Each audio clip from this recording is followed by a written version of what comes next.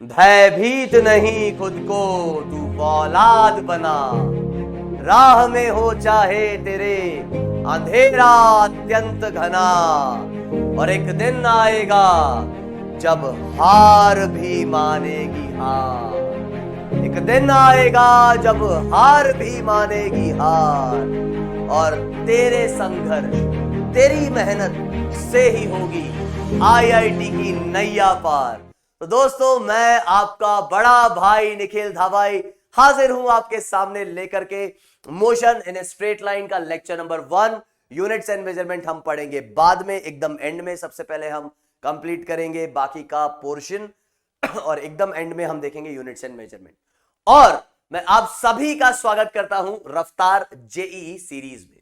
तो दोस्तों, आज का जो सेशन है इसमें हम शुरुआत तो करने जा रहे हैं मोशन इन स्ट्रेट लाइन की, लेकिन हम पढ़ेंगे क्या क्या आज। तो सबसे पहले हम बात करेंगे डिस्टेंस और डिस्प्लेसमेंट, जो बहुत ही बेसिक सी चीज है, आपको पता भी होगा, लेकिन इसमें हम बहुत ही अमेजिंग क्वेश्चंस करेंगे। तो अगर आपको लग रहा है कि अरे अरे हमको आता है जाता है, तो यार एक बार देख लेना क्वेश्चंस, क्या पता शायद कुछ क्वेश्चंस आपको लगे कि भाई साहब मजा आ गया ये क्वेश्चन करके। तो ओके, और उसके बाद ऐसा भी हो सकता है कि आपने क्वेश्चंस कर रखे हो ना, तो ऐसा मैं अंडर एस्टिमेट नहीं कर रहा हूं आपको। और उसके बाद average velocity and instantaneous velocity, ये हम चीज देखेंगे। तो बिना देरी किए शुरुआत करते हैं आज का अमेजिंग लेक्चर दोस्तों। और हम शुरुआत करेंगे कहां से? रेस्ट और मोशन से। तो देखो यार, फिजिक्स की जब भी बात होती है तो बात होती है ऑब्जर्व करने से। और ऑब्जर्व कौन कर रहा होगा? जो ऑब्जर्वर होगा। ऑब्जर्वर चीजों को ऑब्जर्व करेगा। वो जैसे मैं हूं, मैं एक ऑब्जर्वर हूं, है ना, अब मैं बहुत सी चीजों को देख रहा हूं। अब अगर मैं किसी चीज को देख रहा हूं और उसकी पोजीशन टाइम के साथ बदल रही है, तो मैं कहूंगा कि यार वो चल रहा है। जैसे कि मान लो कोई, मैं किसी को देख रहा हूं और वो मुझसे दूर जा रहा है, तो मैं कहूंगा यार ये तो अभी 2 मीटर पे था, अभी 3 पे चले गया, अभी 4 पे, 5 पे, और अब तो भाई दिखाई नहीं रहा, दिखाई नहीं दे रहा। ऐसा भागा कि दिखाई ही नहीं दे रहा ये भाई। मतलब यार चलता हुआ ही बोलूंगा मैं उसे। लेकिन अभी मैं देखा यार ये बंदा अभी भी मेरे पास ही खड़ा है, 2 मीटर पे खड़ा है, अभी भी देखो तो अभी भी 2 पे ही खड़ा है। फिर बाद में देखा 2 पे ही खड़ा है। मतलब जब देखूं वही मिले, जब देखूं वही मिले। मतलब मैं क्या बोलूंगा यार, तो हिल ही नहीं रहा, रेस्ट पर है। मतलब मेरे रेस्पेक्ट में अगर पोजीशन में चेंज आता है किसी भी चीज की, तो वो चल रही है, वो मोशन में है, और नहीं आता है तो वो रेस्ट में है। तो वही यहां पे लिखा हुआ है। रेस्ट का मतलब position remains same with time, position change नहीं होती। मोशन मतलब position changes with time, obviously with respect to observer, ये आपको समझना होगा। With respect to observer, with respect to observer. Sir with respect to observer, observer क्यों बोल रहे हो? जैसा कि एक बहुत ही सदी का घिसा पिटा एग्जाम्पल हर बुक में आपको मिल जाएगा, और हर टीचर जो है, हर टीचर का तो पता नहीं है, लेकिन लगभग लगभग सभी टीचर्स जो है ऐसे ही इसी एग्जाम्पल के साथ बात करते हैं। तो हम भी कर लेते हैं भाई, है ना, क्योंकि हमारा भी सपना है कि हम एक टीचर बने। ठीक है, चलो, तो आज मैं वो सपना करता हूं पूरा, और ये एग्जाम्पल में देता हूं। खैर फालतू बकवास कर रहा हूं, इस पे फोकस करो। बाद हम क्या बोल रहे हैं कि भाई एक बस है। अच्छा सर, ये बस तो लग नहीं रही, कोई बात नहीं, है ना। तो ये बस है और बस में बैठे 2 बंदे। कौन? एक ए एक बी। बस जो है इधर चल रही है, एक बंदा इधर खड़ा है रोड पे, उसका नाम है सी। तुमने ए को कॉल मिलाया, सॉरी चलो सी को मिलाया। तुमने सी को कॉल मिलाया और सी से पूछा, भाई सी बता यार बी क्या कर रहा है? तो सी बोलेगा यार बी जो है ना भाई साहब, वो है ना मूव कर रहा है। सी यही बोलेगा। फिर तुमने कहा ठीक है यार, एक बार है ना ए से भी बात कर ली जाए। तो तुमने ए को कॉल लगाया, तुमने बोला भाई ए सी क्या कर रहा है, सॉरी बी क्या कर रहा है। सी से पूछा बी क्या कर रहा है, वो बोल रहा है मोशन में। ए से पूछा बी क्या कर रहा है, तो ए बोलेगा यार वो तो मेरे बाजू में बैठा है सर, वो तो रेस्ट में है, रेस्ट में, वो तो मेरे आगे बैठा है, रेस्ट में, रेस्ट में, है ना। तो बी जो है वो रेस्ट में है। अब तुम चक्कर खा जाओगे यार, एक आदमी कह रहा है कि बी जो है वो तो चल रहा है, और एक आदमी कह रहा है कि वो तो रेस्ट में बैठा है। तुम बोलोगे यार ऐसे कैसे, ऐसे कैसे? वो ऐसे ऐसे क्योंकि आपने जिनसे पूछा वो अलग अलग ऑब्जर्वर थे, अलग अलग फ्रेम ऑफ रेफरेंस में थे। ये क्या शब्द नाम यूज में ले लिया सर आपने, फ्रेम ऑफ रेफरेंस? ये फ्रेम ऑफ रेफरेंस क्या होता है? फ्रेम ऑफ रेफरेंस यार मतलब जहां ऑब्जर्वर बैठा है, जहां से ऑब्जर्वर देख रहा है ना। तो ऑब्जर्वर, जैसे मैं ऑब्जर्वर हो गया, तो मेरा फ्रेम ऑफ रेफरेंस एक हो जाएगा। मैं अपने हिसाब से एक डायरेक्शन को एक्स मान लूंगा, एक को वाई मान लूंगा, एक को जो है z मान लूंगा, क्योंकि हमारे प्यारे भगवान ने जो ये दुनिया बनाई है 3D बनाई है, तो इसमें आपको एक ये डायमेंशन भी दिखती है, एक हाइट भी दिखता है और एक ऐसा डेप्थ भी दिखती है ना। तो इसलिए हम जब भी एक ऑब्जर्वर होगा वो अपने साथ एक अटैच्ड 3 डायमेंशन एक्सिस मान लेगा, x, y और z, और बस इस ऑब्जर्वर के साथ जो ये कोऑर्डिनेट एक्सिस मिल गई और उसके पास एक घड़ी होगी टाइम मेजर करने के लिए, इसको बोल देंगे आपका रेफरेंस फ्रेम। ठीक है, तो सी के हिसाब से ये रेस्ट सॉरी मोशन में, ए के हिसाब से ये रेस्ट में। अच्छा ऐसे ही तुम जानते हो यार, अगर बी से किसी ने पूछ लिया कि यार ए क्या कर रहा है, तो बी बोलेगा यार ए तो रेस्ट में है, और बी से पूछा सी क्या कर रहा है, तो बी बोलेगा सी तो मूव कर रहा है, क्योंकि बी के हिसाब से सी जो है वो तो पीछे जाता जा रहा है। ऐसे ही तुम खुद जानते हो कि अर्थ जो है वो क्या कर रही है, सन के चारों ओर चक्कर खा रही है। एक और वापस से एकदम घिसा पेटा एग्जांपल, लेकिन हमको जो हमारी धरती माँ है वो तो रुकी हुई दिखती है, हमको लगता ही नहीं कि ये चल भी रही है ना, काफी अच्छी वेलोसिटी से चल रही है, लेकिन हमको महसूस ही नहीं होता है। क्यों? क्योंकि हम धरती माँ पे ही टिके हुए हैं, है ना, उनकी ही वजह से हम यहाँ पर हैं, और हमको जो है उनके रेस्पेक्ट में, मतलब वो जिस वेलोसिटी चल रही है उसी वेलोसिटी से हम चल रहे हैं, तो इसलिए हमको वो चलती हुई नहीं दिखती है। तो कुल मिला के बात आपको ये समझनी चाहिए कि रेस्ट और मोशन जो है वो कैसा होता है, they are relative in nature. Relative मतलब क्या सर, रिश्तेदार है क्या? अरे रिश्तेदार से मतलब नहीं, ये रिलेटिव से मतलब है कि वो डिपेंड करेगा कि देखने वाला कौन है ना। जैसे बी रेस्ट में भी है, मोशन में भी है, depends on the observer. They are not absolute, they are not absolute. Absolute क्या होता है सर? यार एब्सोल्यूट का मतलब ये होता है, जैसे कि एब्सोल्यूट रेस्ट की बात की जाए, तो एब्सोल्यूट रेस्ट का ये मतलब है कि जब देखो, किसी भी जगह पर जाके देख लो, तुमको वो हर फ्रेम ऑफ रेफरेंस से वो रुका हुआ ही दिखे। अच्छा, तो इसका मतलब सर आप ये बोलना चाहते हो कि एब्सोल्यूट मोशन का मतलब ये होगा कि हर फ्रेम ऑफ रेफरेंस से वो चलता हुआ ही दिखे? तो यार ऐसा हो नहीं सकता। क्यों नहीं हो सकता सर? ऐसा कैसे नहीं हो सकता कि कोई चीज किसी भी फ्रेम से देख लो वो रेस्ट पे ही दिखे? ऐसा क्यों नहीं हो सकता? जैसे मान लो यार ये कमरे में मेरे सामने एक दीवार है, या ये बोर्ड है यार, बोर्ड, तुमको बोर्ड भी दिख रहा है, तुमको मैं भी दिख रहा हूं, सॉरी भाई, है ना। तो यहां पर आवाज आ रही है ना, हाँ, तो यहां पर मैंने क्या बोला भाई, मैं बोर्ड को देख रहा हूं और मैं पीछे जा रहा हूं ना। अब मैं यार ज्यादा चल नहीं सकता, इतना स्पेस नहीं है, लेकिन मैं अभी बोर्ड के इतना नजदीक था और अभी मैं बोर्ड से दूर आ गया, तो मैं क्या बोलूंगा? फिजिक्स में ऑब्जर्वर पता है क्या बोलता है कि है ना यार, अभी बोर्ड मेरे पास है, मान लो अभी कुछ 5-10 सेंटीमीटर की दूरी पे है, अभी जो है मतलब 60-70 सेंटीमीटर या जो भी मान लो आधा मीटर की दूरी पे ये बोर्ड आ गया, तो मैं कहूंगा यार पहले बोर्ड मेरे पास था, अब बोर्ड मेरे दूर है। तो मैं क्या बोलूंगा? मैं बोलूंगा ये बोर्ड चल रहा है, बोर्ड। हाँ, मैं ये बोलूंगा कि बोर्ड चल रहा है। तो सर आप तो पागल हो, फिर बोर्ड कैसे चल रहा है? क्योंकि बोर्ड की पोजीशन मेरे रेस्पेक्ट में चेंज हो रही है सर, लेकिन एक्चुअली में आप चल रहे हो। अरे वो इसलिए अभी आपको लग रहा है ऐसा कि आपने थोड़ी सी टांगे हिलाई, है ना, और दूसरी बात कि बाकी सारी की सारी चीजें के हिसाब से आप ही मूव होते हुए दिख रहे हो, इसलिए आपको लग रहा है कि आप मूव हुए। जरा अज्यूम करो एक ऐसी सिचुएशन जिसमें स्पेस में हो तुम और पूर्ण अंधकार है, एकदम ब्लैक ब्लैक है सब कुछ, कहीं कुछ नहीं दिख रहा, बस तुम दिख रहे हो और एक कोई और दिख रहा है और वो तुम्हारे पास आ रहा है। अब तुम ये बता नहीं सकते कि असलियत में कौन चल रहा है, वो चल रहा है कि तुम चल रहे हो, कि तुम दोनों चल रहे हो। अगर तुम असलियत में रुके हो और वही तुम्हारे पास आ रहा है तो तुमको लगेगा हाँ वो चल रहा है। अगर वो रुका हुआ है लेकिन तुम उसके पास जा रहे हो, हवा में एकदम उड़ते हुए स्पेस में, बाकी सब जगह ब्लैक, तो तुमको तब भी लगेगा कि वही चल रहा है।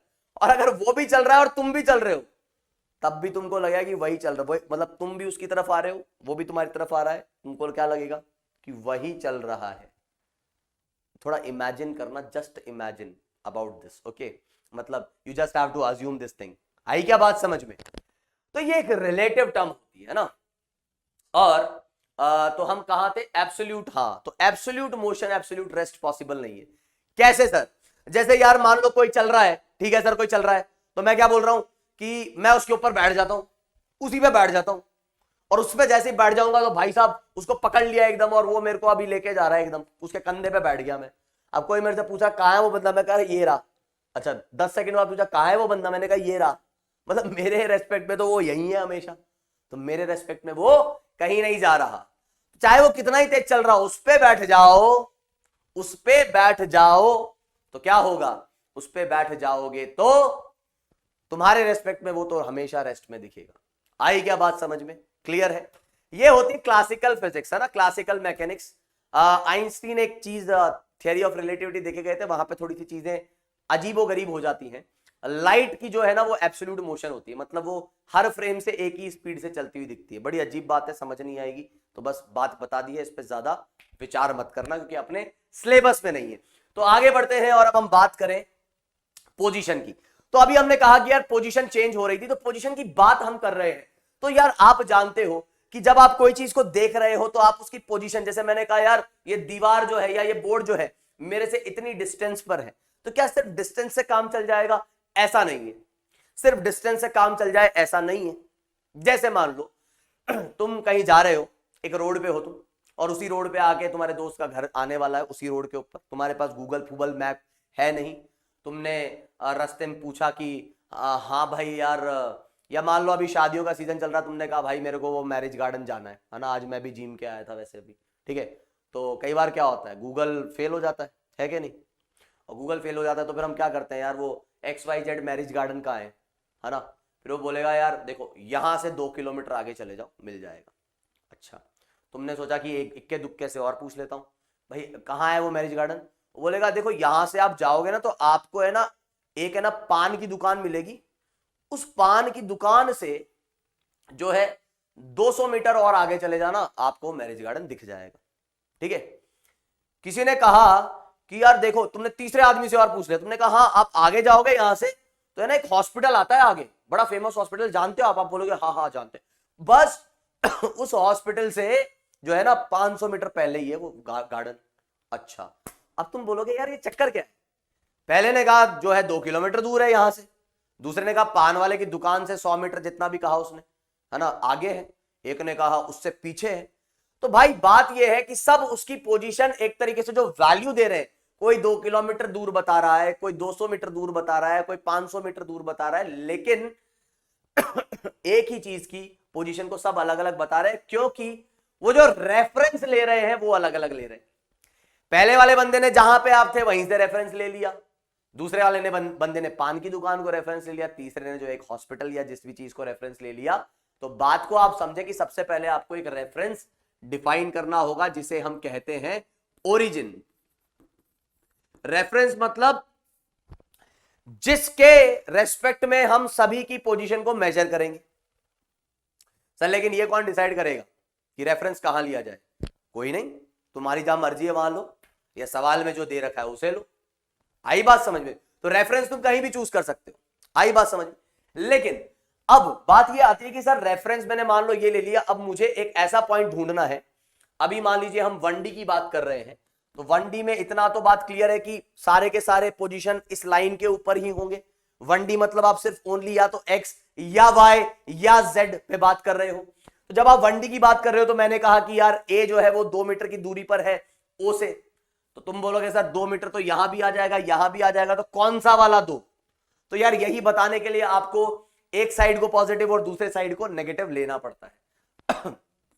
तो ये बात ध्यान रखें कि अगर ये वाली साइड पॉजिटिव ले ली तो ये वाली साइड कैसी होगी? नेगेटिव।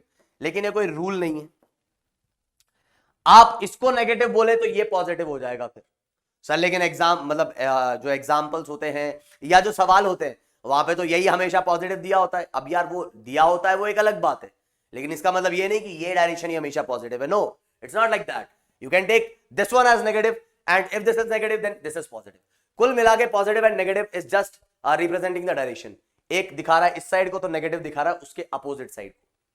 अच्छा सर ठीक है, जैसे अगर कोई पॉइंट ए है और इसके कोऑर्डिनेट को, अभी मैं ये वाला कन्वेंशन यूज करके चल रहा हूं, इसके कोऑर्डिनेट को मैंने x से कहा और x की वैल्यू कितनी आ रही है अपने पास 2। तो अगर मैं तुमसे पूछता हूं कि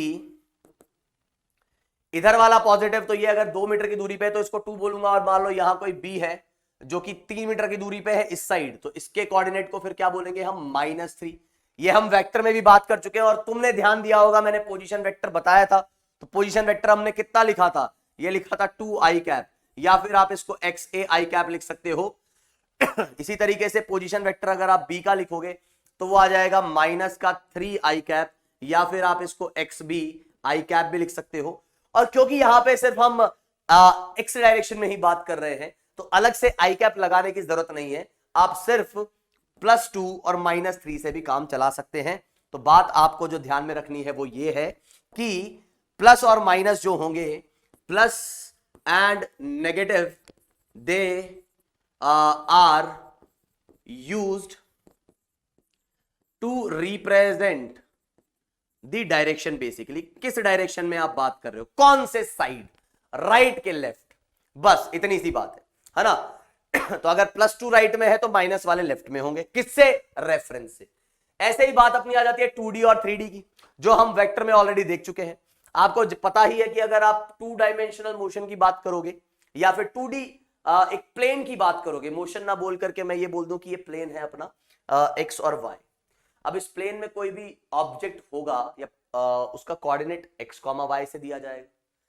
x, y का क्या मतलब है कि यहां से परपेंडिकुलर डालोगे तो ये x, यहां से परपेंडिकुलर डालोगे तो ये y, और इसका पोजीशन वेक्टर जो बनेगा OP वो क्या होगा, xi cap plus yj cap. Vector में ऑलरेडी पढ़ा दिया है, ये देख लेना एक बार। ऐसे ही यहां अगर 3 डायमेंशन में बात करोगे, ये x, ये y और ये z, तो पॉइंट इस प्लेन में नहीं है, पॉइंट कहीं यहां हवा में, ये x, ये y और ये z, तो पॉइंट इस प्लेन में नहीं है। पॉइंट कहां है, पॉइंट यहां कहीं हवा में है, जिसका x कोऑर्डिनेट भी है, y कोऑर्डिनेट भी है और z कोऑर्डिनेट भी है। तो x इस पॉइंट पे x एक्सिस से परपेंडिकुलर डालोगे, ये x एक्सिस जा रही परपेंडिकुलर पट को, ये वाली डिस्टेंस x। इस पॉइंट से y एक्सिस पे परपेंडिकुलर डालोगे तो ये y, चश्मा ही उड़ जाता अभी तो, और इस पॉइंट से z एक्सिस पे परपेंडिकुलर डालोगे तो ये आ जाएगा z। ठीक है, और पोजीशन वेक्टर क्या आएगा, पोजीशन वेक्टर आएगा xi कैप, yj कैप और zk कैप। ठीक है, बाकी सारी कहानी हमने ऑलरेडी वेक्टर में देखी हुई है कि यहाँ पे इसका जो डिस्टेंस अगर आपको निकालना हो तो क्या आ जाएगा, वो आ जाएगा आपका x² प्लस y² का रूट। उम्मीद है आपको ये ध्यान होगा। ऐसे ही यहाँ पर इसका डिस्टेंस कितना आ जाएगा, ये आ जाएगा x² plus y² plus z² का रूटवा। ओके, अब इंपॉर्टेंट जो है वो है अपना ये मुद्दा, क्या क्या, डिस्टेंस और डिस्प्लेसमेंट। तो डिस्टेंस क्या होता है, डिस्टेंस ये है कि भाई साहब आप चलने लगे, आपकी पोजीशन चेंज होने लगी और आप इनिशियल पोजीशन से फाइनल पोजीशन तक पहुंचे। एक बार इस पाथ से गए, फिर मान लो किसी टाइम आप या कोई दूसरा बंदा था वो इस पाथ से गया, तीसरा बंदा जो है इस पाथ से गया। तो आप अलग अलग पाथ से जा सकते हैं, आप अपनी इच्छा के मालिक हैं, आप अपनी मर्जी के मालिक हैं। आपको जो रास्ता पसंद होगा आप उस रास्ते से जाएंगे, है कि नहीं। और बात यह है कि जब डिस्टेंस की बात हो रही होगी तो आप बात करेंगे कि आप एक्चुअली कितना चल के गए, जो एक्चुअल आपकी पाथ लेंथ होगी। अगर आप इस पाथ से गए तो ये कितना चले, आप इधर से गए तो इधर कितना चले, इससे गए तो इससे कितना चले, तो इसे कहेंगे आपका distance, that is the total path length. अब इस पाथ की कोई डायरेक्शन तो हो नहीं सकती, तो इसलिए एक ऐसी क्वांटिटी है स्केलर। तुम बोलोगे तो डायरेक्शन होगी ना इनिशियल से, अरे इनिशियल से फाइनल तो ये एक इस पाथ की डायरेक्शन हो गई, ये तो अपने डायरेक्शन को चेंज करता जा रहा है, कभी ऐसा जा रहा है, कभी ऐसा जा रहा है, कभी ऐसा जा रहा है, कभी ऐसा जा रहा है। तो यहां पर डिस्टेंस की जब आप बात करेंगे तो इसकी कोई ऐसी डायरेक्शन नहीं है, इसलिए इसको एक स्केलर क्वांटिटी कहा जाता है। इसकी एसआई यूनिट क्या हो जाएगी, मीटर। सीजीएस यूनिट क्या हो जाएगी, सेंटीमीटर, क्योंकि लेंथ की एसआई हमेशा क्या होती है, मीटर। डायमेंशन जब आप लिखोगे तो इसको क्या लिखोगे, या तो L1 लिख दो या आप लिख दो m0 L1 T0, क्योंकि m for mass, L for length, T for time. तो लेंथ एक ही बार आ रहा है इसलिए L1, मास और टाइम है ही नहीं इसलिए ये चीज ऑलवेज पॉजिटिव और जीरो। तो डिस्टेंस कभी भी नेगेटिव नहीं हो सकता। पाथ लेंथ, लेंथ हमेशा पॉजिटिव में मेजर होगी, वो कभी नेगेटिव नहीं होगी, है ना। जैसे मान लो मैंने कहा कि यार किसी ने पूछा तुम्हारी हाइट कितनी है, तो उसने कहा भैया जो है मेरी हाइट है 5 फुट 9 इंच। अच्छा, तो तुम जब ऐसे लेट जाते हो इधर मुंह करके तो +5 फुट 9 इंच होती होगी, और ऐसा लेटते होंगे तो माइनस होती होगी। वो बोला पागल हो रहा है कि भाई हाइट कभी माइनस में मेजर नहीं होती। बोले कितने लंबे हो तुम, बोले -5.9 inch. Okay, my height is -5.9। Okay, and when जब मैं ऐसा लेटता हूं तो ये हो जाती है प्लस। वो घुमा के चांटा देगा, बोलेगा भाई दिमाग सही ठिकाने पर है कि नहीं है कि नहीं। तो बात यह है कि लेंथ जब आप मेजर कर रहे हो तो उससे प्लस माइनस साइन हम नहीं लगाते, तो डिस्टेंस आपकी हमेशा कैसी होगी, पॉजिटिव। हां, ये जीरो भी हो सकती है। जीरो कैसे भाई, चला ही नहीं वो अपनी जगह पे खड़ा है, चला ही नहीं। लेकिन अगर चल गया तो फिर वो पॉजिटिव काउंट होगी।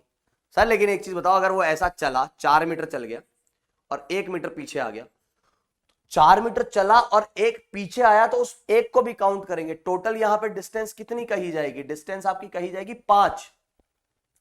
तो distance never decreases with time, time के साथ ये कभी डिक्रीज नहीं होगी, ये आपको ध्यान रखना है। तो एक्चुअल पाथ लेंथ आपको यहां पे कंसिडर करनी है, ठीक है सर। फिर डिस्टेंस तो देख लिया, आप डिस्प्लेसमेंट भी बता दो।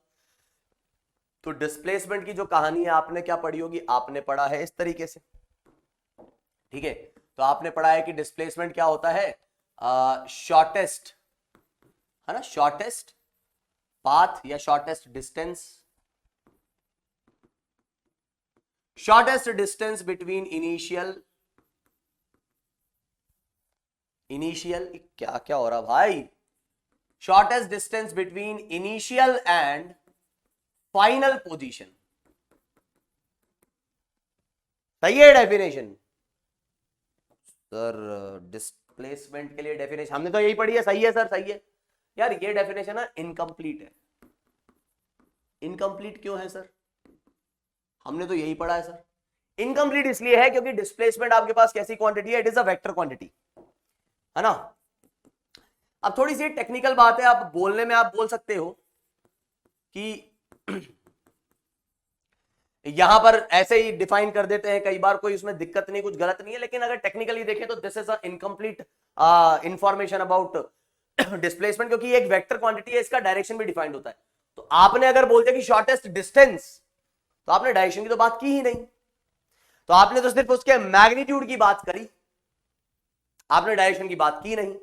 और ऐसा कैसे हो सकता है कि एक वेक्टर क्वांटिटी को सिर्फ मैग्नीट्यूड से ही रिप्रेजेंट किया कर दिया जाए, उसको मैग्नीट्यूड से डिफाइन कर दिया जाए, डायरेक्शन की भी बात करिए। तो shortest distance between initial and final point, ये तो उसका मैग्नीट्यूड हो जाएगा, and directed from initial to final point. तो ये अभी कंप्लीट डेफिनेशन है। तो ऐसा तो हमने कभी पढ़ा नहीं, हमने तो ये पढ़ा है। हाँ, ये लेकिन कंप्लीट है। अरे सर क्या बात कर रहे हो, इतनी आपने इतने लंबे लाइन को इनकम्प्लीट बोल दिया, अरे 3 शब्दों को जो है कंप्लीट डेफिनेशन बोल दिया। जी बिल्कुल। कैसे सर, मैं बताता हूं अभी कैसे। लेकिन उससे पहले ये बात ध्यान रख लो, ये कैसी क्वांटिटी है, वेक्टर क्वांटिटी है। क्यों, क्योंकि इसकी डायरेक्शन है। क्या है सर डायरेक्शन, डायरेक्शन भाई साहब ये है कि अगर ये इनिशियल पॉइंट है और ये फाइनल पॉइंट है, तो भले ही आप जानते हो, आप भी जानते हो ना, बचपन से आप पढ़ते आ रहे हो, ठीक है। तो अगर आप इस पाथ से गए, आप इस पाथ से गए, आप सीधे पहुंच गए, डिस्प्लेसमेंट चाहे आप किसी भी पाथ से गए हो, आपको फर्क नहीं पड़ता है। डिस्प्लेसमेंट का मतलब होता है बस इनिशियल से फाइनल तक का ये जो टोटल डिस्टेंस है विथ डायरेक्शन, कहां, इनिशियल से फाइनल की डायरेक्शन। मतलब ये वाला vector just join initial and final point, बस। तो टेल लाई करेगा इनिशियल पॉइंट पे, हेड लाई करेगा फाइनल पॉइंट पे, ये हो गया डिस्प्लेसमेंट। तो मास्टर साहब ये बताओ ये कैसे कंप्लीट डेफिनेशन है, रुको समझाता हूं। थ्यावस खाओ, थ्यावस। ये थ्यावस क्या होती है, कौन सी भाषा बोल रहे हो यार, अब पता नहीं तुम्हारे क्या बोलते हैं, हमारे यहाँ मारवाड़ी में तो कई बार ऐसे बोलते हैं भाई, थ्यावस का थोड़ी थोड़ी थ्यावस का भाई, थ्यावस थ्यावस था ना, मतलब थोड़ा सा पेशेंस रखो, पेशेंस, अभी बताते हैं। तो यहां जो अभी हम बात कर रहे हैं वो किसकी बात कर रहे हैं भाई, डट जा। हाँ, तो जैसे मान लीजिए मैंने कहा कि यार ये जो बतिया, चलो मैं 3D पे ही बताता हूँ ना, 3D पे ही, क्यों हम 1D की बात करें, हमने तो वेक्टर पढ़ा हुआ है। हाँ सर वेक्टर तो पढ़ा हुआ है, सही बात है। तो मैंने कहा यार मान लो आप इनिशियल पॉइंट आपका था A, फाइनल पॉइंट आपका था B और आप पहुंच गए ऐसा A से B। अच्छा A से B पहुंच गए हम, हाँ भाई A से B पहुंच गए। तो A का पोजीशन वेक्टर क्या होगा, सर वो OA होगा। इसको कई बार R से भी रिप्रेजेंट कर देते हैं। R को जो है रेडियस वेक्टर बोला जाता है, इसको आप पोजीशन वेक्टर भी बोल सकते हो। Position vector of A is RA बोल दो, OA बोल दो, और अगर इनिशियल पॉइंट है तो RI बोल दो। तो पोजीशन वेक्टर को R से भी रिप्रेजेंट कर देते, ठीक है। अच्छा तो सर B का पोजीशन वेक्टर फिर आप RB कह दोगे या RF कह दोगे, बिल्कुल कहूंगा ही। तो मैंने पूछा यार तुम बाकी सब भूलो, तुम मुझे ये बताओ कि अगर ए से बी अगर आए हैं तो डिस्प्लेसमेंट कैसे लिखेंगे। तुम बोलोगे अभी तो आपने बताया गजनी, भूल गए, ए से बी जो है वेक्टर जोड़ दो। मैंने कहा ओ बिल्कुल। अच्छा इस वेक्टर को क्या बोलेंगे, डिस्प्लेसमेंट वेक्टर बोल दो, नहीं तो ए बी वेक्टर बोल दो, है ना। ठीक है सर ए बी बोल देते हैं। अब जरा बताना यार इस ट्राइंगल में, ट्राइंगल दिख रहा है क्या पहले तुम्हें, तुम बोलोगे हाँ ट्राइंगल तो दिख रहा है, आंख के अंधे नहीं है हम, हमको जो है ट्राइंगल दिख रहा है सर। तो जरा बताना यार यहां पे रिजल्टेंट कौन है, एकदम फटाक से बताओ रिजल्टेंट कौन है। वेक्टर में पढ़ाया है तुमको।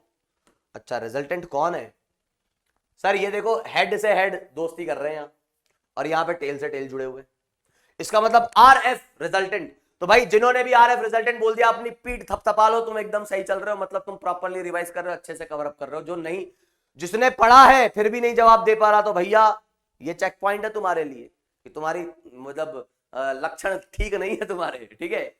तो हेड से हेड और टेल से टेल, तो ये तुम्हारा रिजल्टेंट हो गया।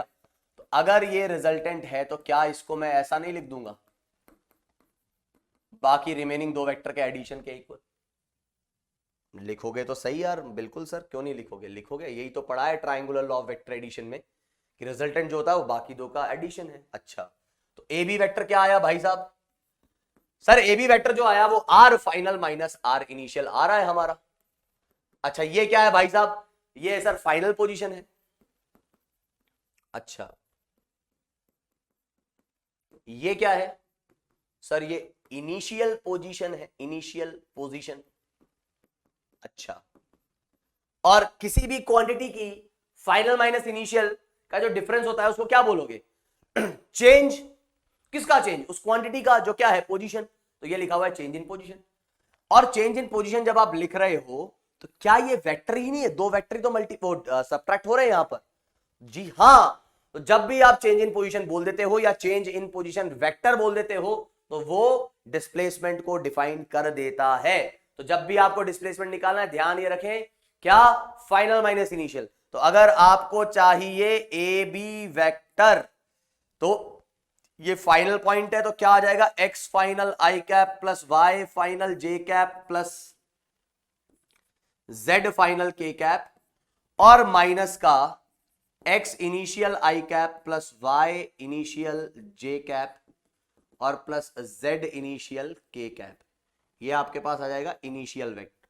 तो यहां से आपका आ जाएगा X final minus X initial I cap plus Y final minus Y initial J cap और Z final minus Z initial K cap. और इसका जो डिस्टेंस सॉरी मैग्नीट्यूड निकालना है आपको, तो वो इसका स्क्वायर प्लस इसका स्क्वायर प्लस इसका स्क्वायर का अंडर रूट आ जाएगा। उम्मीद है आपको बात समझ में आती होगी। जैसे कोई अगर आपको बोल दे कि भाई इस कोऑर्डिनेट से उस कोऑर्डिनेट तक पहुंच गए भाई साहब हम, जैसे कि ए पॉइंट था अपने पास माइनस का 430 और बी पॉइंट था हमारे पास कितना 1 2 -1, बोलेगी भैया बताओ डिस्प्लेसमेंट कितना है। तो डिस्प्लेसमेंट अगर आपसे पूछा है कि बताओ डिस्प्लेसमेंट कितना है, तो हम क्या कहेंगे, हम कहेंगे भाई डिस्प्लेसमेंट कोई टेंशन फेंशन नहीं है डिस्प्लेसमेंट में, फाइनल माइनस इनिशियल, तो 1 माइनस माइनस 4 आई कैप प्लस 2 माइनस 3 जे कैप प्लस -1 माइनस 0 के कैप। तो ये आ जाएगा अपने पास 5 आई कैप माइनस जे कैप और माइनस का के कैप। तो ये आ गया आपका displacement vector, final position minus initial position. याद रहे सर मैग्नीट्यूड कैसे निकालेंगे, स्क्वायर करो ऐड करो मौज करो खत्म। आई क्या बात समझ में, सिंपल है सब कुछ, इसमें कुछ खास नहीं। ठीक है ओके फाइन, कोई दिक्कत नहीं सर। अच्छा तो सर डिस्प्लेसमेंट इन 1D में क्या कहानी रहती है, या डिस्प्लेसमेंट इन 1D में भी कुछ ऐसा ही हो जाएगा। जैसे कि मान लीजिए अगर आप यहां से x इक्वल्स टू 0 से यहां पहुंच गए 7 पे, और फिर आप जो है मान लो x इक्वल्स टू 5 पे आ गए। पहले आप कुछ ऐसा गए फिर आप कुछ ऐसा गए। किसी ने कहा बताओ डिस्प्लेसमेंट कितना, तो कोई कहेगा कि सर डिस्प्लेसमेंट ये इनिशियल पोजीशन है ये फाइनल पोजीशन है क्या, हाँ। तो डिस्प्लेसमेंट जो आ गया वो 5 आ गया सीधे सीधे। प्लस का आ गया क्या, हाँ 5 माइनस 0, और आपको पता है कि अगर ये इनिशियल पॉइंट है ये फाइनल पॉइंट है तो डिस्प्लेसमेंट यही होगा। अच्छा सर अगर ये ऐसा जाके कहीं यहां पहुंच जाता तो अब बताओ -3 पे पहुंच जाता तो यार तुम्हारा डिस्प्लेसमेंट ये इनिशियल पॉइंट था क्या? हाँ। ये फाइनल पॉइंट था क्या? हाँ। तो डिस्प्लेसमेंट कितना आ जाता? डिस्प्लेसमेंट सर -3 आ जाता। देखें क्या? हाँ देख लो sir, X final minus X initial, तो -3 -0, अपने आप माइनस साइन आ रहा है, तो साइन भी आ रहा है ना। चेंज इन पोजीशन अगर आप करते हो तो आपको क्या मिल जाता है भाई? आपको साइन भी मिल जाता है। जैसे कोई कहे भाई मैं कहां से 7 से 5 आ गया, ये इनिशियल पॉइंट, ये फाइनल पॉइंट, तो फाइनल अपने आप तुम्हें पता है ना -2 आएगा। कैसे आएगा? 5 - 7 -2। तो जब आप चेंज इन पोजीशन लिख रहे हो तो साइन अपने आप इंक्लूड हो जाता है, चाहे आप 1D की बात करो, 2D में वो वेक्टर फॉर्म में काम हो जाएगा, 3D में भी वेक्टर फॉर्म में काम हो जाएगा। उम्मीद है बात समझ में आई होगी। इसको हम डिलीट मार देते हैं, ये समझाने के लिए था। तो बात आप ये ध्यान रखें कि ये एक वेक्टर क्वांटिटी है और साथ ही साथ इसकी भी यूनिट तो आपकी क्या ही रहेगी, वही मीटर रहेगी। और डायमेंशन की अगर हम बात करेंगे तो डायमेंशन मतलब L सिंबल रहेगा, तो L1 या M0 L1 T0। अब ये जो है पॉजिटिव नेगेटिव जीरो कुछ भी हो सकती है। It can be positive negative and zero. Negative positive क्या रिप्रेजेंट कर रहा है? अगेन वही बात, negative and positive representing the direction. Negative and positive are representing the direction. अब एक खास बात मैं आपसे बोलना चाहता हूं, ठीक है? इसको अलग स्लाइड में मैं बना देता हूं, थोड़ा सा ध्यान देना। मान लीजिए ये आपका x इक्वल्स टू 0 था, ये आपका x इक्वल्स टू 3 था, और ये आपका x इक्वल्स टू मानो कुछ भी ले लेते हैं 7 था। ये इनिशियल पोजीशन था, ये फाइनल पोजीशन था। अब अगर मैं आपसे पूछता हूं कि अगर ये इनिशियल था, ये फाइनल था, तो व्हाट इज द डिस्प्लेसमेंट? तो डिस्प्लेसमेंट आप कहोगे कि वो आ रहा है 4। कैसे आया भाई? 7 -3, तो ये आ गया 4। कैसा? प्लस आया। क्यों? क्योंकि इस डायरेक्शन में है। क्लियर? क्या मैं ऐसा बोल सकता हूं कि डिस्प्लेसमेंट भी एक तरीके से फाइनल पॉइंट की पोजीशन है? किसके रेस्पेक्ट में? इनिशियल पॉइंट के रेस्पेक्ट में। नहीं समझ आई सर बात? बात यह है मेरे भाई कि अगर इनिशियल पॉइंट को मैं ओरिजिन मान लेता हूं तो फिर फाइनल पॉइंट का जो पोजीशन हो जाएगा, क्या वो 4 नहीं हो जाएगा? हो तो जाएगा सर, क्योंकि ये 4 की दूरी पर है और इस तरफ है, तो 4 हो जाएगा। तो क्या डिस्प्लेसमेंट भी एक तरीके से पोजीशन नहीं है? लग तो रही है। किसके रेस्पेक्ट में? ऑब्वियसली इनिशियल पोजीशन की रेस्पेक्ट में। तो आप ध्यान रखिए डिस्प्लेसमेंट भी क्या एक तरीके से पोजीशन ही है यार। डिस्प्लेसमेंट भी पोजीशन ही है, बस वहां पे ओरिजिन जो है वो आपका चेंज हो गया। उसको अगर आप इनिशियल पॉइंट को ओरिजिन मान लेते हैं तो डिस्प्लेसमेंट ही आपका पोजीशन हो जाएगा। मेरे हिसाब से बात आपको समझ में आई होगी। क्लियर? तो अब आपको यह ध्यान रखना है क्या कि जो एक पॉइंट है कि जो डिस्टेंस है, डिस्टेंस जो होगी वो हमेशा डिस्प्लेसमेंट के, भाई पहली बार डिस्प्लेसमेंट नेगेटिव भी हो सकता है, तो मैं मैग्नीट्यूड हट लगा रहा हूं उधर कि नेगेटिव हो तो हम पॉजिटिव लेके चले।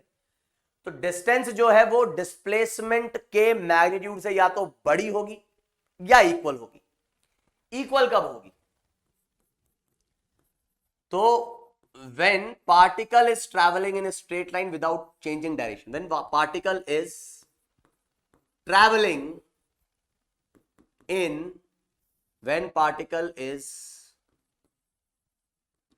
traveling in straight line, then मतलब भाई वो सीधे ही जा रहा है। अब वो जब सीधे जा रहा है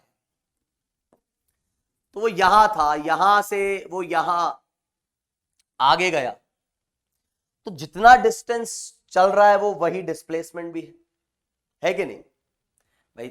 x इक्वल्स टू 4 से x इक्वल्स टू 7 गया, तुमसे पूछे कितना चला, तुम बोलोगे 3 चला। डिस्टेंस कितना है, डिस्टेंस भी उतना ही, डिस्प्लेसमेंट कितना है, डिस्प्लेसमेंट भी उतना ही है। तो अगर वो स्ट्रेट लाइन में चल रहा है, अच्छा सर लेकिन उल्टा आ जाएगा तो उल्टा आ जाएगा तो क्या दिक्कत है यार, 7 से 3 आ गया सर, लेकिन ऐसा आया है डिस्प्लेसमेंट -4 है सर, डिस्टेंस तो 4 है लेकिन डिस्प्लेसमेंट कितना है, -4। भाई डिस्प्लेसमेंट -4 तो मॉड लगा दिया ना हमने, अभी डिस्टेंस 4 और डिस्प्लेसमेंट का मैग्नीट्यूड भी 4 है ना।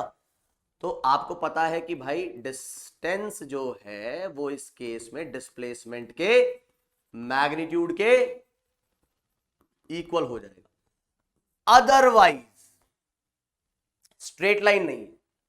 When particle is not travelling on a straight line, then तब आपका डिस्टेंस हमेशा ज्यादा होगा।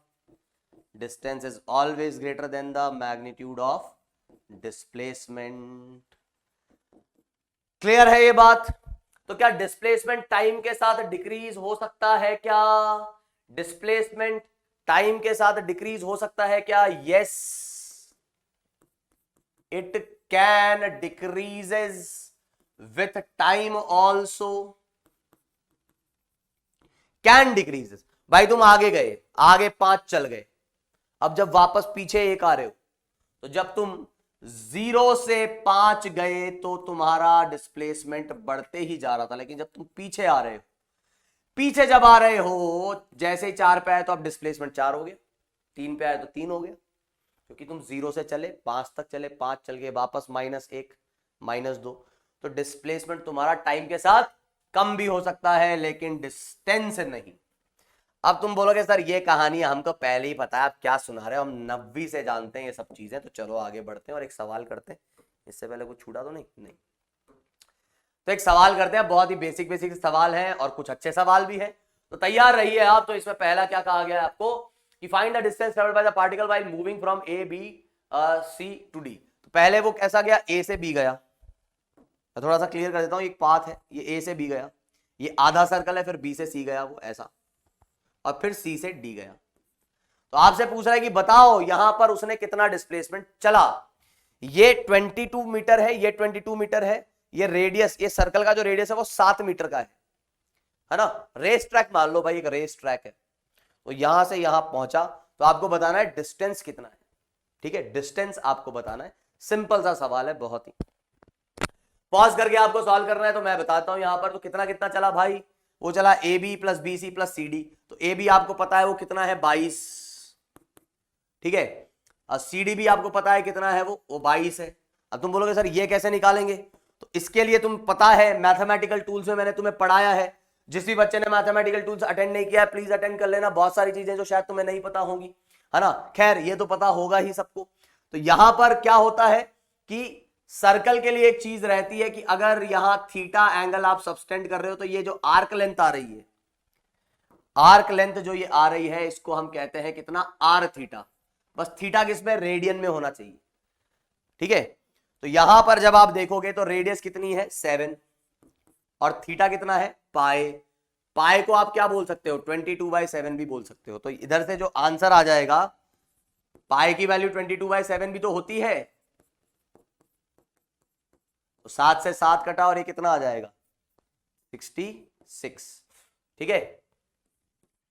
तो ये आपका जो है सवाल का जवाब, बहुत ही आसान। अच्छा सर डिस्प्लेसमेंट पूछता तो भाई डिस्प्लेसमेंट ही आ जाता सीधे, 7 + 7 14 जे कैप, 14 जे कैप। ऊपर वाले डायरेक्शन को अगर y बोल रहे हो तो जे कैप, अदरवाइज 14 से काम चला लेते, ठीक है। बहुत ही आसान सवाल। बात करते हैं अगले सवाल। अच्छा यहां क्या दिया गया, बोल रहा है man moves in the following veg. कैसे कैसे, पहले थोड़ा सा मैं एक्सप्लेन कर देता हूं। पहले जो उसका डिस्प्लेसमेंट है वो है 20 मीटर ईस्ट। ओके भाई साहब 20 मीटर ईस्ट। फिर डिस्प्लेसमेंट है उसका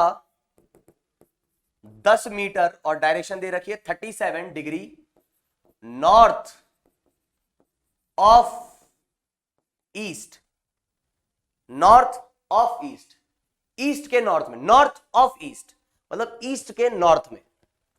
ऐसे ही तीसरा जो डिस्प्लेसमेंट है, तीसरी बार चला वो, पहली बार चला ऐसे, दूसरी बार चला ऐसे, तीसरी बार चला tan√2 नॉर्थ वेस्ट, मतलब 45 डिग्री के एंगल पे, और फाइनली चौथा डिस्प्लेसमेंट जो है इसका वो है 12 मीटर, सब कुछ मीटर में ही है यहां पर, नॉर्थ।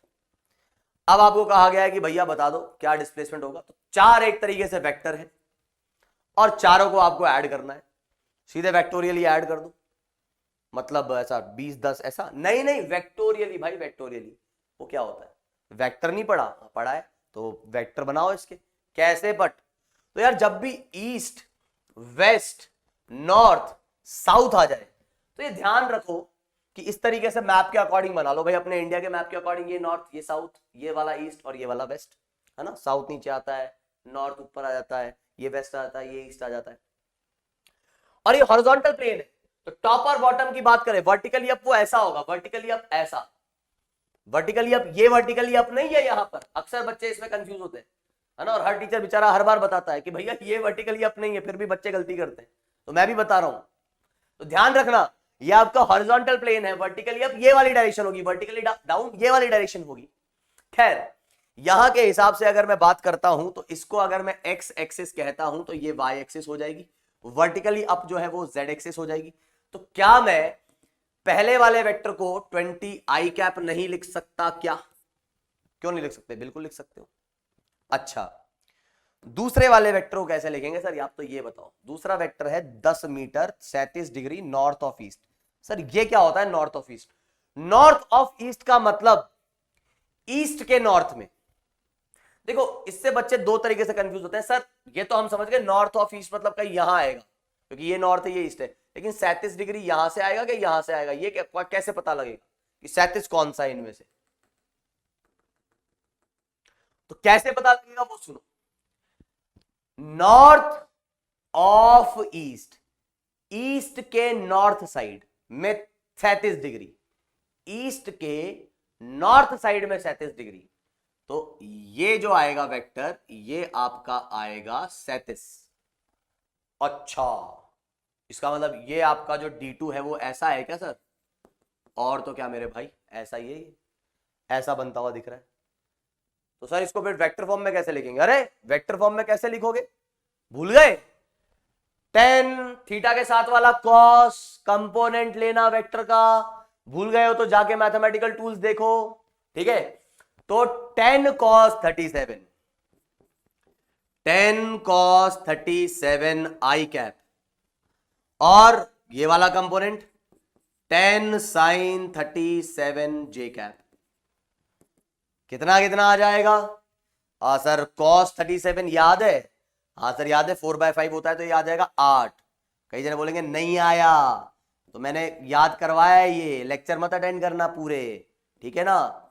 फिर पूछोगे सर कैसे आ गया, ये बताया मैथमेटिकल टूल्स में cos 37 कितना, इसलिए पहले मैथमेटिकल टूल्स करवा दिया कि जो भी तुम्हारे झंझट रहती है वो यहाँ पे नहीं आए तुम्हें, तो कर लो जाके अटेंड वो लेक्चर्स, ठीक है, आलस मत करो। तो cos 37 4/5, तो कितना आ जाएगा ये, 5 से ये गया 2, तो ये 8 आई कैप, sin 37 3/5, तो ये गया, तो कितना आ जाएगा 8 आई कैप प्लस 6 जे कैप। ये किसका मामला आ गया? ये आ गया D2 वेक्टर। इसको डब्बे में बंद कर देते हैं कि अलग से दिखे, ये D2 वेक्टर है तुम्हारा। D3 बताओ फिर, D3 आ रहा है नॉर्थ वेस्ट में, D3 कैसा आ रहा है नॉर्थ वेस्ट, नॉर्थ वेस्ट दे दिया और कुछ नहीं दिया, इसका मतलब 45 डिग्री बना रहा होगा। कितना बना रहा होगा? 45। और 45 अगर बना रहा है, और ये कितना है भाई साहब? ये है tan√2। सर यार गचपच हो रही है, एक नई स्लाइड ले लो, मुझे भी लग रहा है। नहीं तुम बोलोगे एक ही जगह पता नहीं क्या क्या खुद ही पढ़ा रहा है, खुद ही समझ रहा है, न जाने क्या ही कर रहा है। तो इसलिए तो ये अपना कौन है? ये है D3। कितना है? tan√2। कितना एंगल है? 45। तो D3 को कितना कहोगे भाई? सर D3 जो है इस वाला, ये वाला कंपोनेंट माइनस में आएगा, और कितना आ जाएगा tan√2 cos 45 आई कैप, ऐसे ही tan√2 sin 45 जे कैप। सर इधर माइनस भी आएगा, क्यों सर? कंपोनेंट इधर टूटा ना, सही बात। cos 45 से √2 गया, sin 45 से √2 गया, तो ये आ जाएगा माइनस का 10i cap plus 10j cap. ये कौन आया, ये आ गया D3 वेक्टर। और D4 देखो क्या था, D4 था फाइनली वो नॉर्थ में चले गया, तो इसको j कैप मान लेते हैं। चलो मान लिया भाई साहब, तो 12j कैप। अब बताओ क्या एडिशन करना मुश्किल है? नहीं सर, वेक्टर में आपने सिखाया था हमें ये कंपोनेंट ले लो, ऐसा कुछ भी मामला आ रहा हो तो चलो ले लेते हैं। तो ये हमने कंपोनेंट ले लिया, तो अपने पास क्या क्या आ रहा था भाई? पहला वेक्टर था 20i कैप, दूसरा था 8i cap plus 6j cap. तो लिखते जाते हैं, नेट डिस्प्लेसमेंट तो 20i कैप फिर 8i cap plus 6j cap, तीसरा वेक्टर माइनस का 10i cap plus 10j cap, चौथा वेक्टर वो आ रहा है 12j कैप। चार ही थे ना, एक बार चेक कर लेते हैं, 1 2 3 4। अब ऐड कर लो इसको, तो ऐड करें तो भाई साहब ये जे वाले हैं सारे, है ना? कुछ गड़बड़ हो गई शायद, नहीं पक्की बात। नॉर्थ वेस्ट था, हाँ अरे नॉर्थ, ठीक है। हाँ तो कितना आ जाएगा सर? ये आ रहा है अपना कितना, याद आ रहा है 20 माइनस 10 10, 10 प्लस 8 18, ठीक है। और सर ये आ रहा है अपने पास कितना, 12 और 6, 12 और 6 आ रहा है अपना 18, और एक 10 और आ रहा है, ठीक है। तो ये आ जा रहा है अपना 28j कैप, 28j कैप, बस खत्म। और कुछ नहीं है सर इसमें? नहीं बिल्कुल और कुछ नहीं, बस यही था। और क्या था? तो सर ये डिस्प्लेसमेंट हो जाएगा। जी हाँ, यही आपका नेट डिस्प्लेसमेंट है। सर मैग्नीट्यूड 18 का स्क्वायर प्लस 28 का स्क्वायर का अंडर रूट। सर डायरेक्शन बनानी है, ये लो डायरेक्शन बनाते हैं नेट की। कैसी बनेगी डायरेक्शन ऐसी बन जाएगी, इसको अगले स्लाइड में बना देते हैं। ये वाला कंपोनेंट कितना 18, ये 18i कैप ही है ना, हाँ 18i कैप, और ये वाला कितना 28। तो ये नेट डिस्प्लेसमेंट है। ये एंगल निकालना है तुम्हें, बड़े आसानी से निकालो, tan थीटा। कैसे निकालोगे भाई? ये 18 और ये 28, तुम बोलोगे हाँ सर ये 18 और ये 28, तो ये एंगल ही निकाल सकते। क्यों नहीं निकाल सकते सर? राइट एंगल ट्राइंगल है, परपेंडिकुलर अपॉन बेस कर देंगे। सो 29, और ये कितना आ जाएगा भाई अपने पास? तो 14/9, तो थीटा आ जाएगा अपने पास tan इनवर्स 14/9। कौन सा एंगल आए, कौन सा थीटा है? North of east, north of east, ये ध्यान रखना, नॉर्थ ऑफ ईस्ट। क्लियर? इस तरीके से यू कैन फाइंड। चलो एक आसान सवाल और देखते हैं, 1D की बात करते हैं। तो find the distance and displacement travelled by the particle if it moves from A to B then from B to C। अच्छा, तो पहले ये A से B गया और फिर B से C आया। फटाफट से बताओ भाई कि कितना डिस्टेंस और कितना डिस्प्लेसमेंट है। एक ही लाइन पे वो ऐसा मोड़ के तो ऐसा बता दिया, तो इस तरीके से गया। तो ये इनिशियल पॉइंट है और ये फाइनल पॉइंट है। एकदम रद्दी सा सवाल है, जल्दी से बताया जाए। तो what is the correct answer in this case? पहले डिस्टेंस और डिस्प्लेसमेंट, तो ये सब डिस्टेंस है और ये डिस्प्लेसमेंट। तो आप जैसा कि देख पा रहे हो, आराम से आपने देख लिया होगा, ये इनिशियल पॉइंट ये फाइनल पॉइंट। तो मैं क्या कर दूंगा, x final minus X initial. तो एक्स फाइनल -6 और एक्स इनिशियल कितना है 2, तो -6 और ये कितना आ गया अपने पास -8। तो -8 ये दोनों तो हटा ही दो। अब इन दोनों में से कौन डिस्टेंस देख लो, तो कितना चले भाई साहब? इधर ये 6 चल गए हम, और फिर यहां से ये कितना चल गए? तो ये -6 और 8, तो टोटल अपन कितना चल गया भाई? ये 8 और 6 14, है ना सर? कैसे 14 कैसे चल गए भाई? देख लो, एक्स फाइनल और एक्स इनिशियल, इन दोनों का सेपरेशन निकाल लो। 8 माइनस -6, तो ये 14 आ जाएगा। 8 माइनस 2 6 आ जाएगा। तो 6 प्लस 14 कितना आ जाएगा? 20। तो ए आंसर आ जाएगा। एकदम रद्दी सवाल था, आगे बढ़ते हैं। अगला सवाल क्या कह रहा है? अगले सवाल में find the distance and displacement travelled by the particle if it moves from A to B। तो एक सर्कल पे मूव कर रहा है, ये सर्कल का रेडियस आपको दिया हुआ है R, और A से B वो मूव कर गया। आपसे पूछ रहा है what is the distance and displacement travelled, और यहां पर डिस्प्लेसमेंट वेक्टर फॉर्म में दिया गया है और डिस्टेंस तो स्केलर क्वांटिटी है। तो ये इतने यूनिट्स और ये इतने यूनिट्स आपको बताना है। पॉज करो, आंसर निकालो। तो अगर वो ए से बी गया है तो आप जानते हो कितना एंगल कवर किया उसने, π/2। तो ये आर्क लेंथ कितना आ जाएगा, ये आ जाएगा r इंटू थीटा, मतलब π/2r। तो यहां पर तो सारे ही π/2r है। अच्छा, तो ए से बी गया तो ये क्या है सर, ये इनिशियल पॉइंट है, और ये क्या है फाइनल पॉइंट। तो आर फाइनल क्या होगा sir, R J cap. R initial क्या होगा, R I cap. R initial की डायरेक्शन ये पोजीशन वेक्टर है क्या, है सर, तो आर आई कैप। और आर फाइनल सर ये पोजीशन वेक्टर कितना है, आर जे कैप। तो R final minus R initial, तो R J cap minus R I cap, खत्म। भैया आप यही तो लिखोगे, final position minus initial position, तो कितना है, final position is are J cap, initial position is are I cap. देख लो भाई कौन मैच कर रहा है, ये मैच कर रहा है।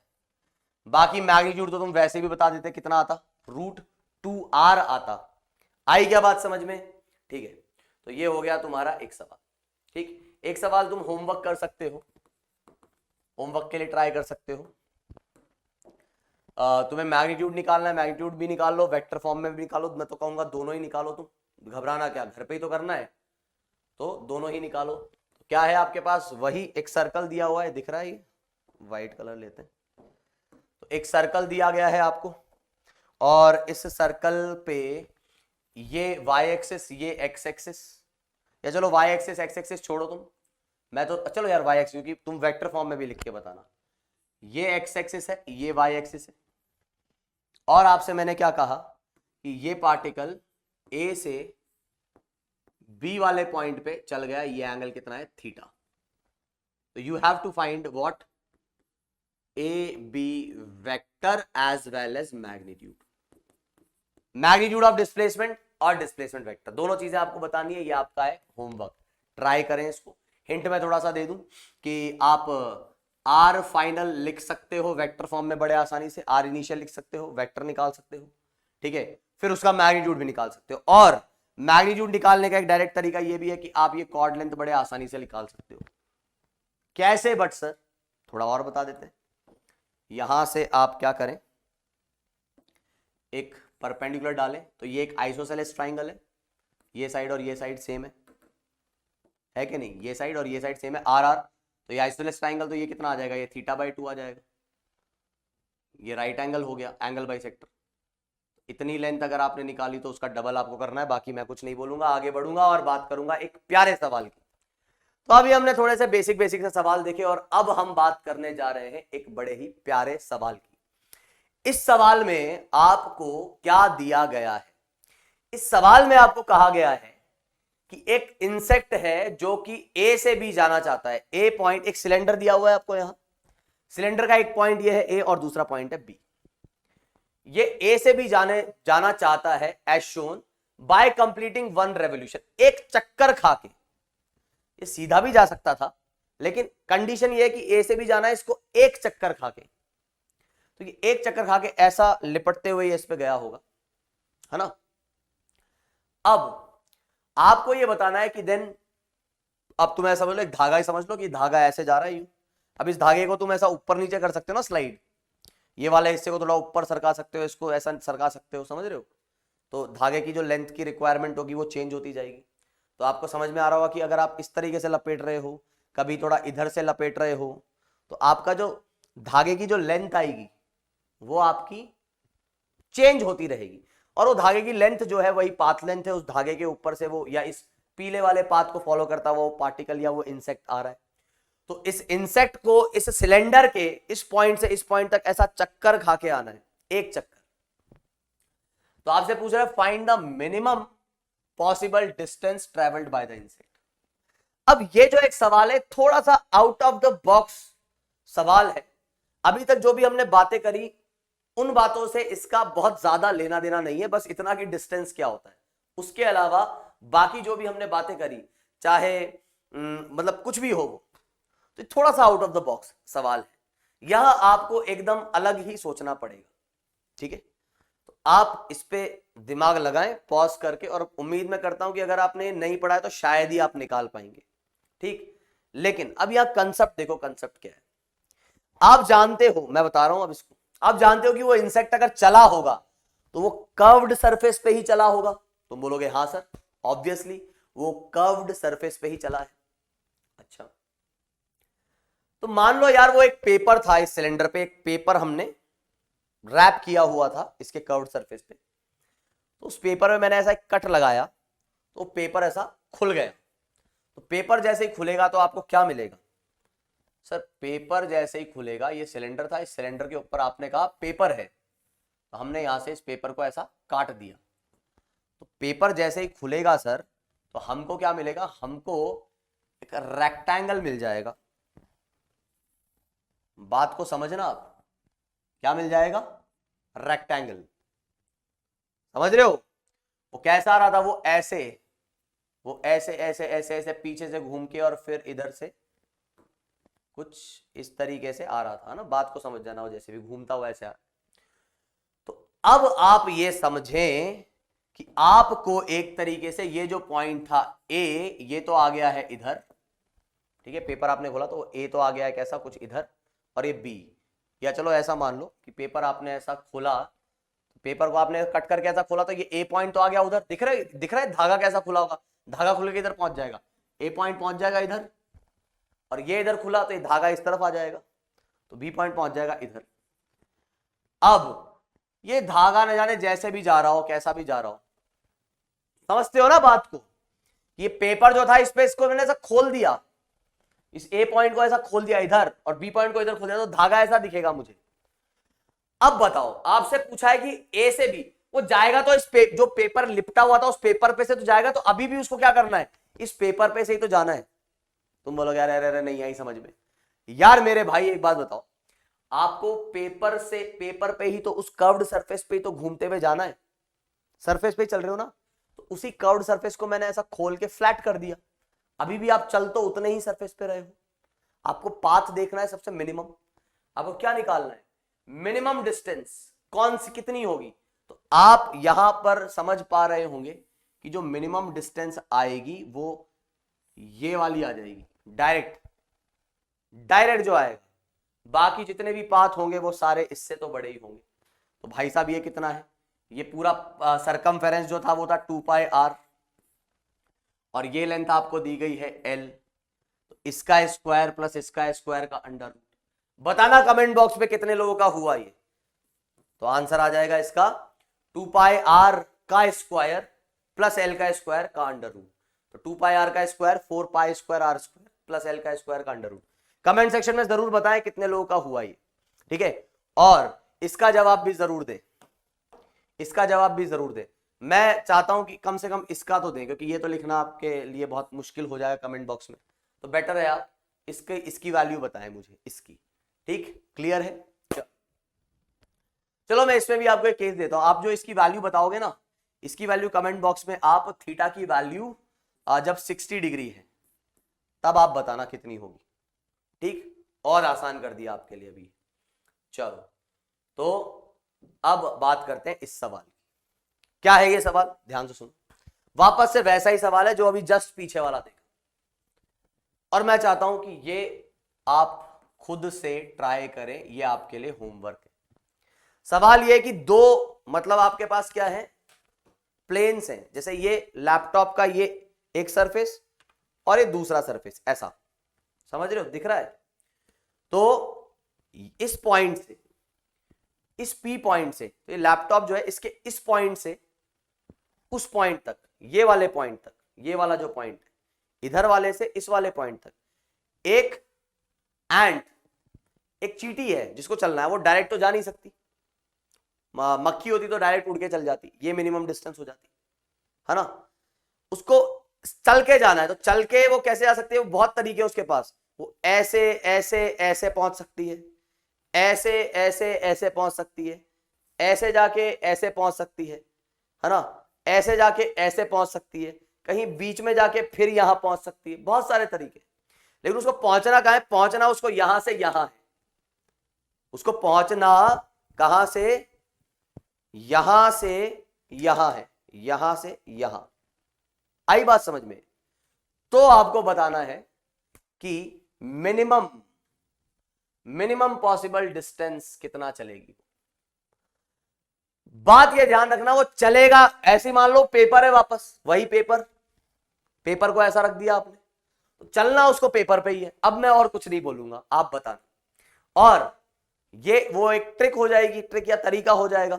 बाकी आप मैक्सिमम मिनिमा के थ्रू भी इसको सॉल्व कर सकते हैं, है ना। वो अपने आप में एक मेथड है, वो फालतू का लंबा मेथड हो जाएगा, लेकिन बेस्ट मेथड आपको पता ही है आपको क्या करना है। तो आप आंसर जरूर दें इसका, देखते हैं कितने लोग देंगे। इसको जरूर मैं डिस्कस करूंगा, है ना। अगली क्लास में और भी कोई होमवर्क दिया था क्या मैंने पीछे? नहीं ना। तो बस एक तो ये होमवर्क है और ये, हाँ, तो इसको मैं जरूर डिस्कस करूंगा, ठीक है। चलो आगे बढ़ते हैं, एक और सवाल देखते हैं। अब सवाल क्या दिए रखा है वो सुनो। अब आपको कह रखा है कि find the distance displacement of the point A. Displacement travelled बोलो, डिस्प्लेसमेंट ट्रैवल्ड है displacement of point A during half rotation of wheel. ये क्या बात हुई भाई? आपको एक व्हील दिख रहा है, हाँ सर दिख रहा है। ए पॉइंट दिख रहा है, हाँ सर दिख रहा है। तो ये बोल रहा है कि ये व्हील जो है वो आधा रोटेट हुआ। ये ऐसा घूमा घूमा घूमा घूमा घूमा घूमा, आधा रोटेट होना मतलब पाए घूमा होगा। पाए घूमने का मतलब ये है कि ये व्हील ऐसा रोटेट हो गया, प्योर रोल हो रहा है ना, प्योर रोल। अब तुम बोलोगे प्योर रोलिंग क्या होती है? व्हील कभी रोटेट होता हुआ देखा है आपने? हाँ सर देखा है, बिल्कुल देखा है, ठीक है। उसमें क्या हो रहा है कि व्हील जो पहिया घूमता है ना, बस वही कहानी हो रही है। यहां भी पहिया घूम रहा है, ऐसा घूम के आगे जा रहा है। और मान लो जब वो घूमा तो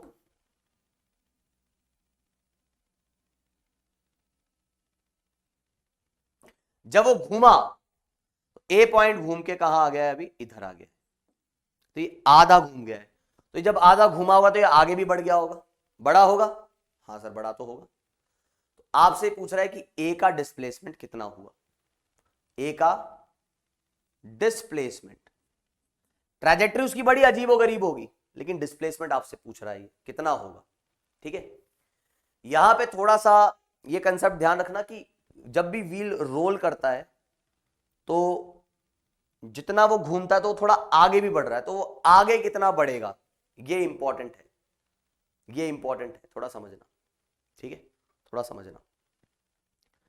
तो सोचो फिर, अभी देखो क्या है मामला इधर। तो यहां पे मेरे हिसाब से आपने इसको ट्राई किया होगा, सॉल्व करने की कोशिश करी होगी। अब आपने सोचा होगा कि सर देखो सर हमने इतना तो देख लिया, क्या कि ये जो, अरे यार ये क्या है, हाँ ये जो है ये वाला तो मुझे पता है कितना है, ये तो सर मुझे पता है, ये तो 2r है। अगर मुझे ये डिस्टेंस पता लग जाए ना तो बस काम हो जाए। ये डिस्टेंस पता लगेगी तो मैं बड़े आसानी से जो है क्या लिख सकता हूं, डिस्प्लेसमेंट लिख सकता हूं ए का, और मैग्नीट्यूड लिखना है अपने को, ठीक है। तो इसको ये डिस्टेंस कैसे निकालूं? तो अब सोचो जरा, मान लो ये टायर जो है ना गीला हो रखा है। कभी आपने देखा है कि गीला टायर होता है, उसको रोड पे चलाते हो तो वो अपना प्रिंट छोड़ता हुआ जाता है, वो गीला गीला निशान छोड़ता हुआ जाता है ना। तो मान लो गीला टायर है, तो ये पूरा अभी वेट हो रखा है। तो जैसे जैसे ये आगे बढ़ेगा, जैसे जैसे ये आगे बढ़ेगा, तो क्या आपको ये बात समझ में आती है कि इसका ये पॉइंट आगे टिकेगा, फिर वो पॉइंट आगे टिकेगा, तो अलग अलग पॉइंट टिकते जाएंगे और ये ऐसा आगे बढ़ता जाएगा। तो क्या आप ये समझ पा रहे हो क्या कि ये जो लेंथ आएगी ये पूरी सरफेस गीली हो गई, मतलब ये पॉइंट अभी टिका हुआ है, फिर थोड़ी देर बाद ये पॉइंट जमीन के कांटेक्ट में आएगा, हर पॉइंट जमीन के कांटेक्ट में आते जाएगा, एक एक करके नंबर, सबका नंबर आते जाएगा, और फिर जब ए का नंबर आएगा तो ए भी जमीन के कांटेक्ट में है। तो जो पॉइंट जो गीला हो रखा है वो जैसे ही जमीन को जहां टच करेगा वहां उस जमीन को भी गीली कर देगा। यही तो हो रहा है, वो टायर आगे ऐसा रोल कर रहा है तो ये सारे पॉइंट्स जमीन के कांटेक्ट में आते जा रहे हैं और छोड़ते जा रहे हैं कांटेक्ट। तो जैसे ही ए भी कांटेक्ट में आएगा तो वो हिस्सा भी गीला हो चुका होगा। तो आप ये समझ रहे हो कि इस जमीन को गीला करने के पीछे इन सभी पॉइंट्स का हाथ है। तो हर पॉइंट ने जमीन के एक पॉइंट को गीला किया होगा। तो आप ये बोल सकते हो कि जितना ये लेंथ थी उतनी ही लेंथ ये होगी, क्योंकि हर इंस्टेंट पे एक पॉइंट जमीन का, एक पॉइंट व्हील का कांटेक्ट में रहेगा। इन पॉइंट की मिलाके जो लेंथ होगी इन पॉइंट्स की भी मिला के वही लेंथ होगी। तो ये लेंथ कितनी है, ये लेंथ तो पाई आर है, तो ये कितना आ जाएगा, ये पाई आर आ जाएगा।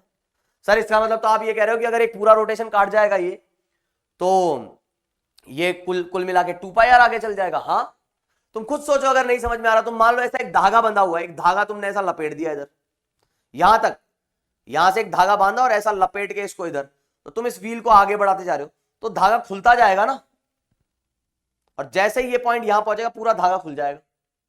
आ रही है बात समझ में? तो ये जो लेंथ थी वो पूरी यहां आ जाएगी, अगर तुम्हें समझ में आ रही होगी बात।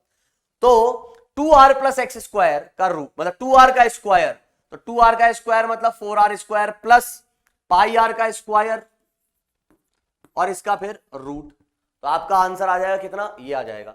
अच्छा एक और अप्रोक्सीमेशन याद रखना, कई बार यूज होता है आईआईटी के सवालों में, पाई स्क्वायर को आप लगभग 10 भी यूज कर लेते हैं कई बार, है ना, और कई बार दे भी रखा होता है, ये ध्यान रखना। तो यहां से जो है आपका ये डिस्प्लेसमेंट आ गया। सर यहां डिस्टेंस निकाल सकते थे क्या? भाई डिस्टेंस निकालना इतना आसान नहीं, वो बहुत कॉम्प्लिकेटेड बात है, उसको बोलते हैं साइक्लॉइड, है ना। और ये साइक्लॉइड वैसे तुम 12th में ढंग से पढ़ोगे, तो अभी अपने ऐसा सोचो कि अभी अपने लेवल की बात नहीं है ना, उसके डिस्टेंस की बात करना, ठीक है।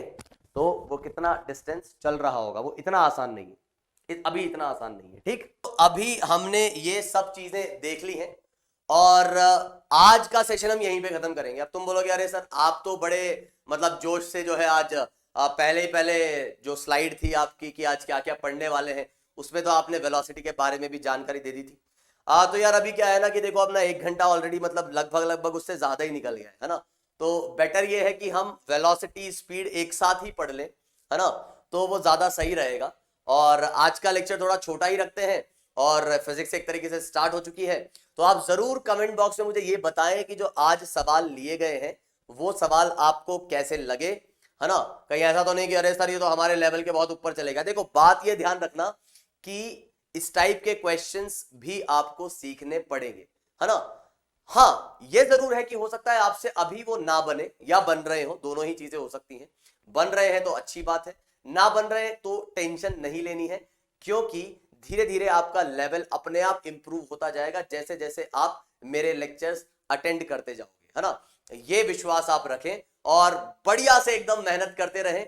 आज बस इतना ही पढ़ेंगे, कल हम average velocity, instantaneous velocity, average speed, instantaneous speed, ये सब बड़े अच्छे से कवर करेंगे। तो अभी के लिए बस इतना ही। तो आज के लिए bye, take care and have a nice day. So जय हिंद।